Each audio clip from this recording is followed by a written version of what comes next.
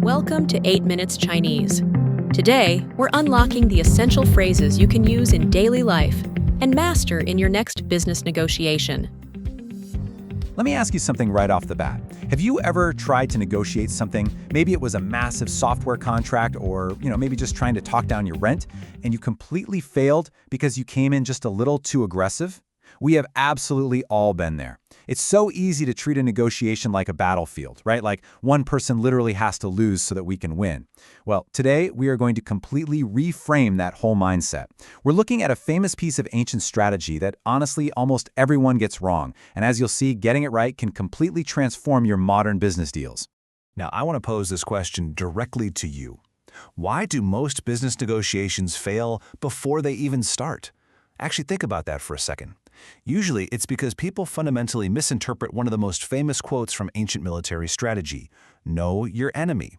We hear that phrase, and instantly our brains jump to crushing the person sitting across the table from us. But here's the thing. Treating your counterpart like an enemy that needs to be destroyed, that is exactly why your negotiations are falling apart before you even open your mouth. Okay, let's dive into this. This famous strategy actually comes from a classic Chinese four-character idiom. It is知己知彼. That translates directly to know oneself and know the other side. I want you to really think about that shift for a second. The original text doesn't explicitly say enemy in some hostile, aggressive way. It just says the other. So this isn't about finding weaknesses so you can destroy an opponent. Not at all. It's really about deep empathy, intense preparation, and fully understanding both what you bring to the table and what the other person truly needs. And this right here brilliantly illustrates where Western pop culture just gets it so completely wrong. The Hollywood myth tells us that the second half of Sun Tzu's quote is, "And you will win 100 battles." Sounds great for a movie, right? But the historical reality is drastically different.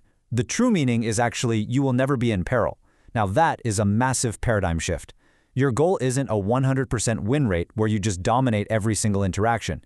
The actual goal is risk management. And let's be real. In modern business, mitigating your risk is just as absolutely crucial as driving revenue. Now, the actual phrase that completes this famous quote is just fascinating. It is 百战不殆. That means to never be in peril in 100 battles. Let me say that again because it's important. 百战不殆. What it promises is that if you deeply understand both yourself and your counterpart, you can engage in 100 negotiations, or really any challenges without putting yourself in fatal danger. It's a guarantee of security, you guys, not a guarantee of total domination. To understand why this is, we kind of have to look at the historical context. Ancient war was incredibly expensive. I mean, literally bankrupt a country expensive. Sun Tzu was a realist. He knew that even if you technically win a battle, you might lose half your army in the process. Survival and calculating your risk were far more important than just crushing the opponent for the sake of your ego. So translating this to modern business, if you squeeze a vendor so hard on price that their quality drops, or say you ruin a long-term partnership just to win a tiny short-term discount, that is not a victory. That's a liability. So the absolutely crucial point is captured right here. Sun Tzu wrote that winning 100 victories through fighting isn't actually the highest skill. The ultimate skill is Bing Bu Sui Ren. That means to win without shedding blood, or put into modern terms, finding an effortless, peaceful resolution. Have you ever had a deal just kind of easily fall into place, where everyone leaves happy? Well, that's not luck. That happens when both sides have done the research and figured out exactly what the other needs. The best business deal is the one that feels like a natural agreement, not a cage match. So let's move to how this builds a practical framework for your own life and career. Imagine you're walking into a high-stakes B2B contract negotiation. Step 1 is know yourself. You know exactly what your absolute bottom line is. Step 2 is know the other. This means you deeply research their market pressures. You find out what they actually value, like maybe they prefer a reliable long-term partnership over just a quick payout. Step 3 is negotiating securely. Because you know the data, you aren't guessing, you aren't in peril. You can confidently propose a real win-win situation. And hey, this applies perfectly to your individual career growth too. Take the phrase 找工作, which means to look for a job. If you walk into an executive job interview and you haven't extensively researched the company's recent projects, their company culture, and their operational pain points, well, you have completely failed the know the other side part of the equation. You aren't pitching how your specific skills solve their specific problems. You're really just listing facts about yourself. And doing that leaves your success entirely up to chance. Mastering this market research and self-awareness is the absolute secret to standing out. Let me introduce two fantastic concepts here. The first is Hei Li Qi Qun. It literally means to stand out like a crane in a flock of chickens. I love that image. The second is Te Li Du Xing. It means to be independent and unconventional. When you truly know the landscape of your industry, you can afford to be unconventional because your risks are calculated. You stand out not by being the loudest person in the room, but by being impeccably prepared. To put a modern face to this unconventional approach, let's look at major global business figures.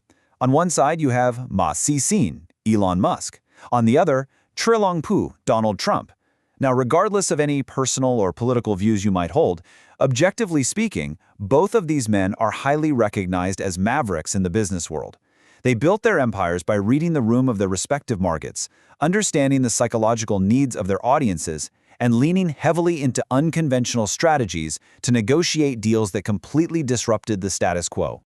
All right, so here is your action plan for your next big meeting. One day before, I want you to analyze yourself honestly. What are your strict boundaries? 1 hour before, empathize with the other side. What do they stand to lose? Think of it like a championship sports coach watching hours and hours of tape on the opponent. It is the ultimate antidote to arrogance and overconfidence. By the time you step into that meeting, the actual negotiation should feel like a formality, just an effortless agreement. Which brings us to our final thought. The very next time you sit down at the negotiating table, I want you to look at the person across from you and ask yourself, are you treating your counterpart as an enemy to be defeated or a puzzle to be solved?